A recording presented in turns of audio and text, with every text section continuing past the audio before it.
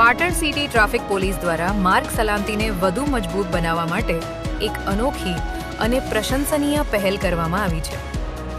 Traffic police દ્વારા વાહન ચાલકોને વિનામૂલ્યે સેફટી ગાર્ડનું વિતરણ કરવામાં આવ્યું, જેનાથી અકસ્માત સમયે ગંભીર ઈજાઓ અટકાવવામાં મદદ મળશે। આ પહેલનો મુખ્ય હેતુ લોકોને ટ્રાફિક નિયમો પ્રત્યે જાગૃત કરવો અને સુરક્ષિત વાહન ચાલન માટે પ્રોત્સાહિત કરવાનું છે।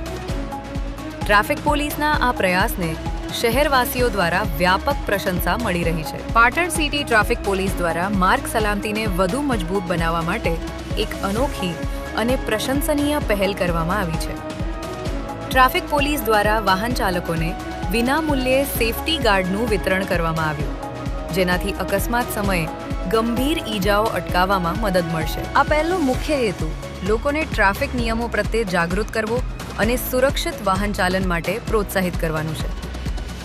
ટ્રાફિક પોલીસના આ પ્રયાસને શહેરવાસીઓ દ્વારા વ્યાપક પ્રશંસા મળી રહી છે। પાટણ સિટી ટ્રાફિક પોલીસ દ્વારા માર્ગ સલામતીને વધુ મજબૂત બનાવવા માટે એક અનોખી અને પ્રશંસનીય પહેલ કરવામાં આવી છે।